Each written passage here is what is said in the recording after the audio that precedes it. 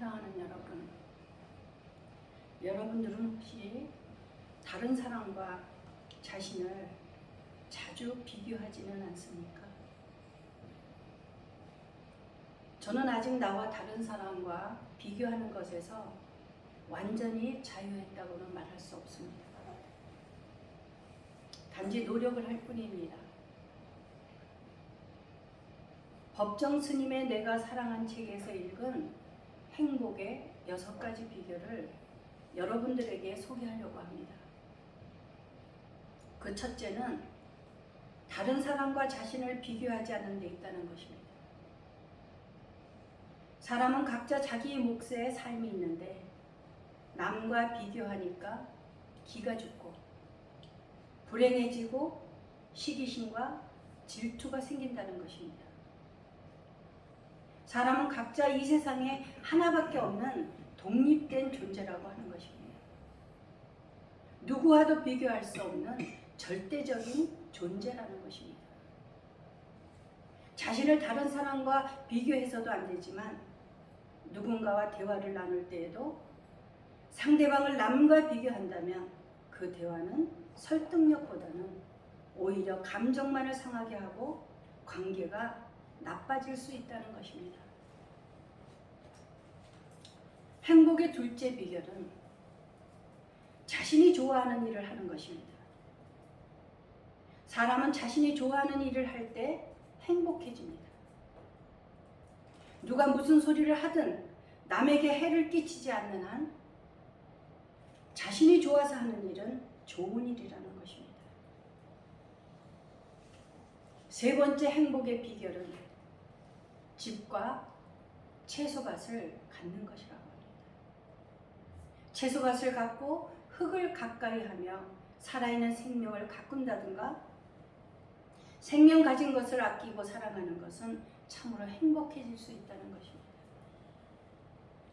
애완용으로 동물을 키우거나 화초를 가꾸거나 그 밖에 여러 가지 취미생활로 행복해질 수 있습니다. 네 번째로 행복해질 수 있는 비결은 내가 다른 사람에게 쓸모있는 존재가 되는 것입니다. 한 개인의 삶은 다른 사람에게 유용해야 하며 서로가 서로에게 의미 있는 존재가 되어야 한다는 것입니다. 다섯 번째 행복의 비결은 사물을 바라보는 방식에 달려있다는 것입니다. 똑같은 물체를 보면서도 부정적으로 보느냐 긍정적으로 보느냐에 따라서 행복을 느낄 수 있다는 것입니다. 여섯째로 행복의 비결은 다른 사람의 행복에 관심을 갖는 것입니다. 우리는 모두가 관계 속에서 살아가기 때문에 나 혼자만의 행복은 있을 수 없다는 것입니다. 행복은 서로 나눌 때 몇 배로 깊어지고 넓어지기 때문입니다. 이렇게 행복의 비결을 6가지로 소개하면서 행복은 살아있음을 느끼는 것이라고 적고 있습니다. 우리가 살아있다는 것, 그것은 하나의 기적입니다. 진정한 행복이란 먼 훗날에 이룰 목표가 아니라 지금 이 순간 존재하는 것이라는 것입니다. 그런데 저는 이 6가지 중에 가장 중요하다고 생각하는 것이 첫 번째로 꼽는 비교하는 심리에 관한 것입니다. 남의 떡이 더 커 보인다는 속담이 있습니다. 그것은 내가 가진 것에 관하여 만족하기보다는 상대방과 비교함으로써 남이 가진 것이 내 것보다 더 좋아 보인다는 것입니다. 그럴 때 상대적으로 나는 빈약하고 부족하고 그래서 불행하다고 생각하게 되는 것입니다. 이렇게 비교하는 의식은 바로 열등감과 낮은 자존감에서 비롯된다는 것입니다. 그러다 보니 그 다음으로 발동하는 것은 질투와 시기심입니다. 이것은 어쩔 수 없는 인간의 본성이라고 하는 것입니다. 우리들은 성악설과 성선설 어떤 것이 맞는가? 사람은 태어날 때부터 악한 것인가 선한 것인가에 관하여 논쟁을 펴기도 합니다. 그런데 인간은 감정적 동물인가? 인간은 도덕적 존재인가? 동물적 존재인가? 이 이분법은 수천 년에 걸쳐서 충돌하고 갈등하며 규명하려고 했습니다. 그러나 그 결과는 아무것도 얻지 못한 무였습니다.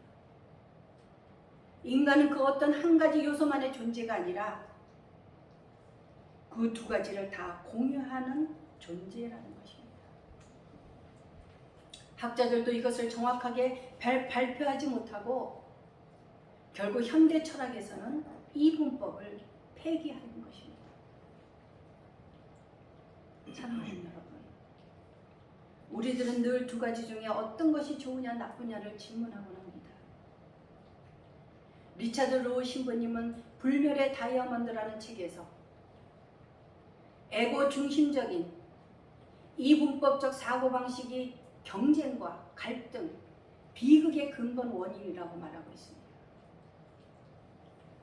예수 그리스도께서 체험한 하나님의 그 일치를 따르는 불의방식의 사랑, 그것이 체험 중심의 묵상 전통을 통해 온전한 인격과 실현의 토대를 마련해 준다는 것입니다. 그것이 바로 성경과 우주와 인간의 영혼 속에서 하나님의 신비와 사랑을 통전적으로 찾으라는 의미입니다. 통정적 사고를 가지게 될 때 우리는 나쁘다, 좋다가 아니라 모두를 끌어안을 수 있다는 것입니다. 통정적 의미는 전체를 아우르고 조화시키며 통합한다는 뜻입니다. 좌우와 상하, 긍정과 부정, 개별자와 보편자, 특수성과 일반성, 그리고 믿음과 실천을 아우른다는 것입니다. 그러니까 편협하지 않고 온전함을 추구하는 것입니다. 그러므로 통전적으로 의식이 바뀌게 되면 우리에게 유익한 것이 있습니다. 누구를 비판하거나 판단하거나 정죄하는 죄는 짓지 않을 수 있다는 것입니다. 하나님께서 우리들을 하나님의 형상으로 지으셨습니다. 하나님의 형상은 우리들 속에 본래 주어진 하나님의 DNA입니다. 하나님의 DNA를 받은 우리들은 사고방식이 이것이 좋으냐 저것이 좋으냐 둘을 가르는 이분법적이 아닌 통전적 사고방식을 가져야 한다는 것입니다. 어른들은 생각 없이 아기들한테 엄마가 좋아? 아빠가 좋아? 엄마 아빠 중에 누가 더 좋아? 하면서 우리도 모르는 가운데 분리시키는 교육을 시켰던 것입니다. 봄은 봄대로 좋고 여름은 여름대로 좋고 가을은 가을대로 겨울은 겨울대로 좋다고 말하는 사람은 아주 극히 드물다고 하는 것입니다. 이것이 통전적입니다. 사랑하는 여러분, 모든 불행과 슬픔은 우리를 다른 사람과 비교하는 것으로부터 시작된다는 것입니다. 오늘 시편 35편 역시 다윗이 겪어야 했던 그러한 상황입니다. 성경 인물 중에는 자기와 다른 사람을 비교하면서 질투하고 그로 인하여 불행을 초래하는 인물들을 여러 명 찾아볼 수 있습니다. 그 중에 다윗을 죽이려고 오랜 시간을 쫓아다니던 사울 왕에 관하여 생각해 보려고 하는 것입니다. 하나님께서는 사울이 스스로 적게 여길 때 이스라엘 지파의 머리가 되게 하시고 사울에게 기름을 부어 이스라엘의 초대왕으로 삼으셨습니다. 그러나 하나님의 말씀을 청종하지 않고 교만해진 사울을 하나님은 악하다고 하셨습니다. 사무엘상 15장 11절을 보게 되면 내가 사울을 왕으로 세운 것을 후회하노니 그가 돌이켜서 나를 따르지 아니하며 내 명령을 행하지 아니하였음이라고 말하고 있습니다. 그러한 사울 왕에서 다윗이 여러 사람들에게 사랑을 받고 인기가 많아지므로 사울의 질투와 경쟁심과 비교의식으로 인하여 사울이 불행해지는 원인이 되는 것입니다. 다윗의 고난과 시련도 그렇게 해서 시작된 것입니다. 다윗은 보내는 곳마다 가서 지혜롭게 행하며 사울이 그를 군대의 장으로 삼았습니다. 온 백성과 사울의 신하들도 다윗을 합당히 여기고 다윗이 전쟁에서 승리하고 돌아왔을 때 여인들이 성읍에서 나와서 노래하며 춤추며 소고와 경세를 가지고 왕 사울을 환영했습니다. 그런데 여인들이 뛰놀며 노래하여 이르되 사울이 죽인 자는 천천히요 다윗은 만만이라고 했던 것입니다. 백성들은 사울 왕보다 다윗을 더 높이는 것을 보고는 사울이 그 앞에 불쾌하여 심히 노하여 이르되 다윗에게는 만만을 돌리고 내게는 천천만 돌리니 그가 더 얻을 것이 나라 말고 무엇이냐라고 말합니다. 이 말의 의미는 나라마저 그에게 빼앗기게 되는 것 아닌가 하는 자기 왕의 자리에 대해서 불안을 가지게 된다는 것입니다. 그날부로 사울 왕은 다윗을 주목하기 시작합니다. 그리고 그 이튿날 하나님께서 부리시는 악령이 사울에게 힘있게 내렸다고 적고 있습니다. 사울이 몰락하고 마침내 죽게 되는 고통스러운 과정에서 이 악령은 사울을 끈질기게 괴롭혔습니다. 그렇게 질투심과 분노가 사울의 영혼을 사로잡았던 것입니다. 이성을 잃고 분별력이 사라진 사울은 갈수록 난폭해졌던 것입니다. 사울 왕의 시작은 참으로 아름다웠습니다. 그는 겸손했고 순종하며 매사에 최선을 다하고 예의 바른 사람이었습니다.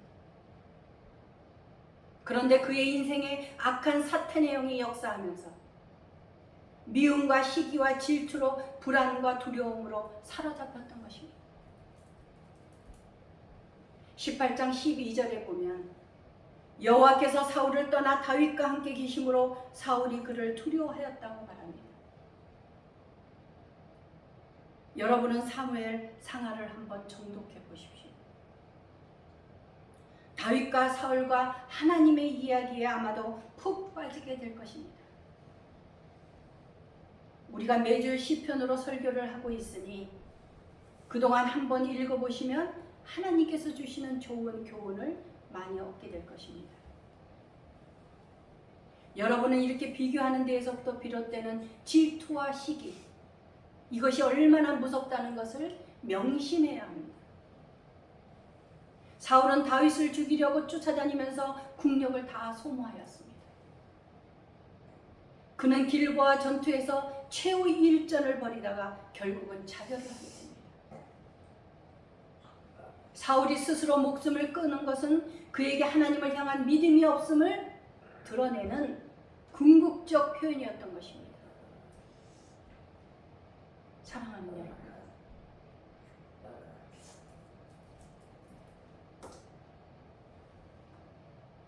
저는 교만함으로 넘어지고 그로 인하여 징계를 경험해 본 사람으로서 늘 교만함을 누리려고 경계하고 조심합니다. 하나님께서는 우리를 각자에게 주신 은혜가 다릅니다. 비교하는 것은 바로 교만죄를 짓는 것입니다.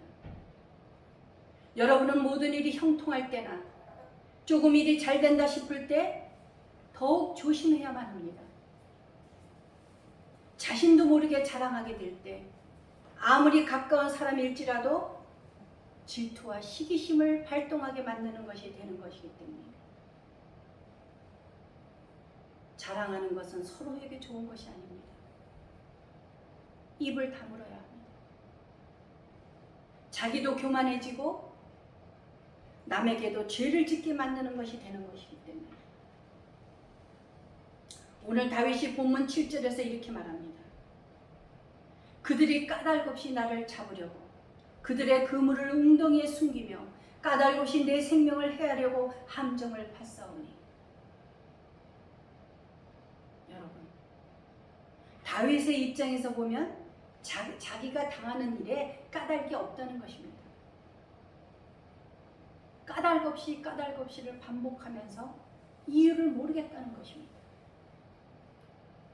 사무엘상 20장에서 보면 다윗이 사울의 아들 요나단에게 이렇게 항의합니다.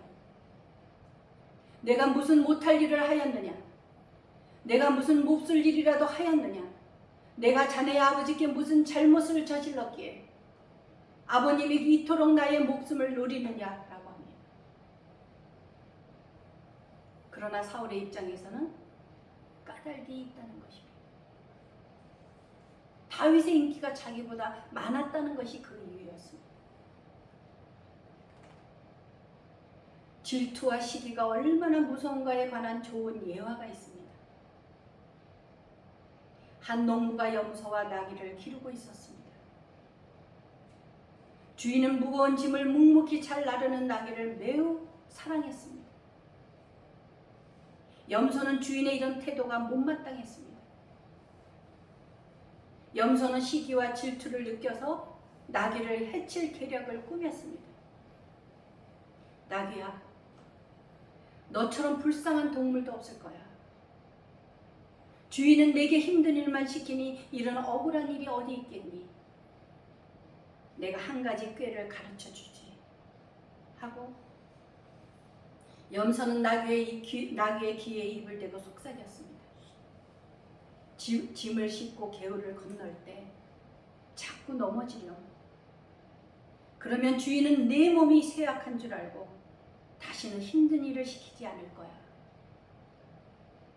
나귀는 개울을 건널 때 일부러 계속 넘어졌습니다. 주인은 평소 건강하던 나귀가 넘어지는 것을 보고 깜짝 놀라서 의사를 데려왔습니다.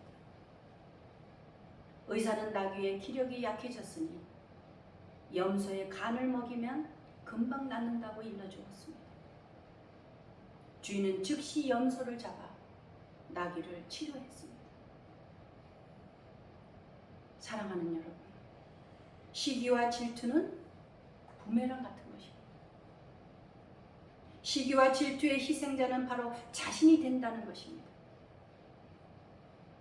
이런 시작은 멀리 있는 사람에게서가 아니라 아주 가까운 사람에게서 시작되는 것입니다.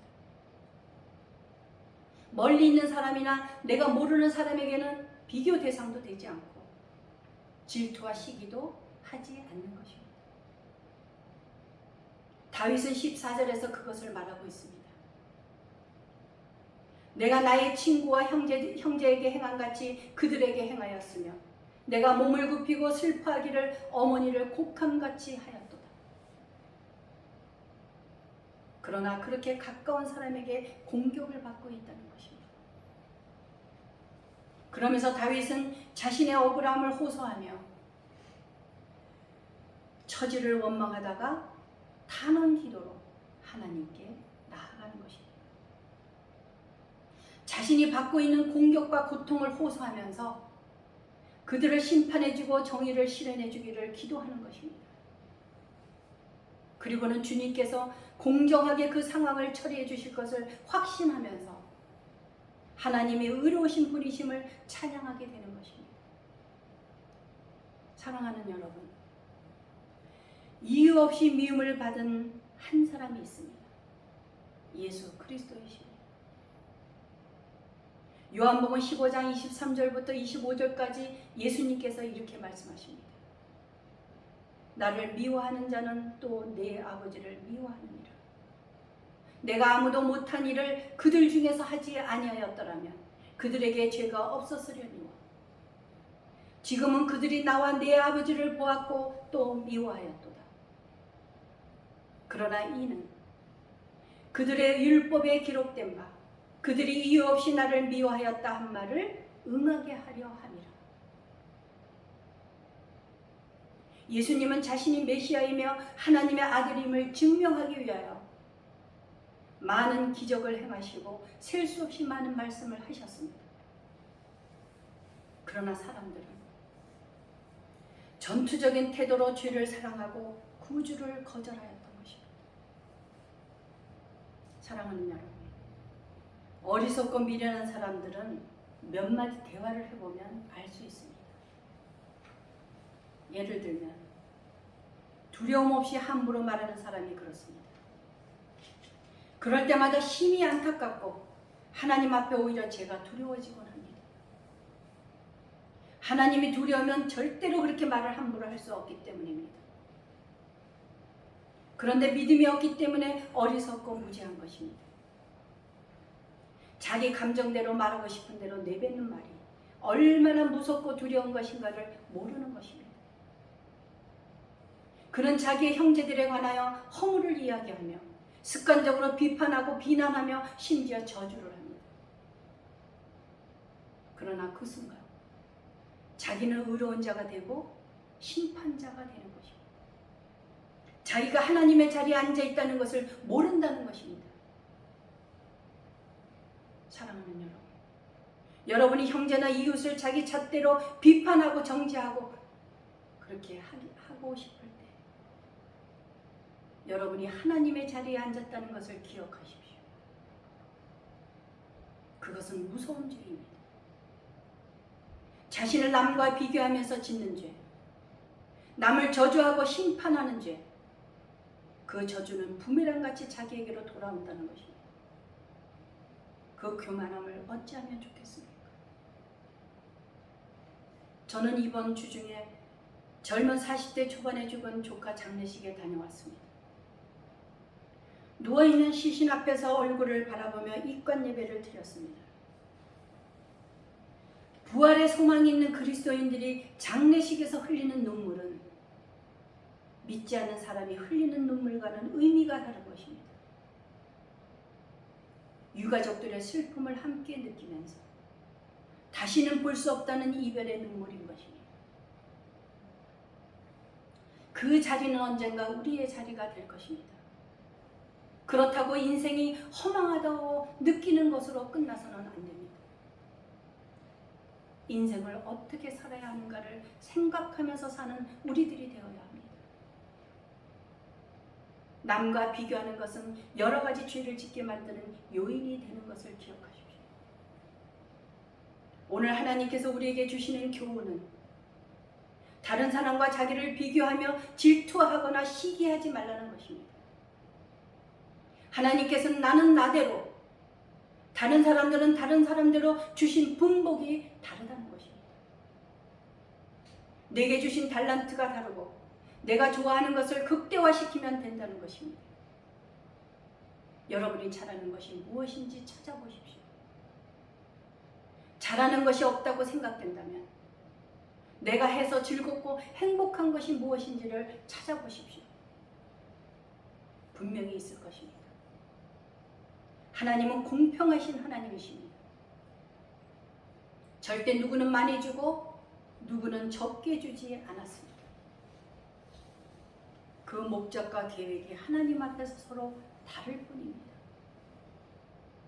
많이 가진 자는 그만큼 책임이 따른다는 것을 알아야 합니다. 우리가 받은 만큼 하나님 앞에 최선을 다하면 하나님이 기뻐하시고 영광을 받으신다는 것입니다. 기도하시겠습니다.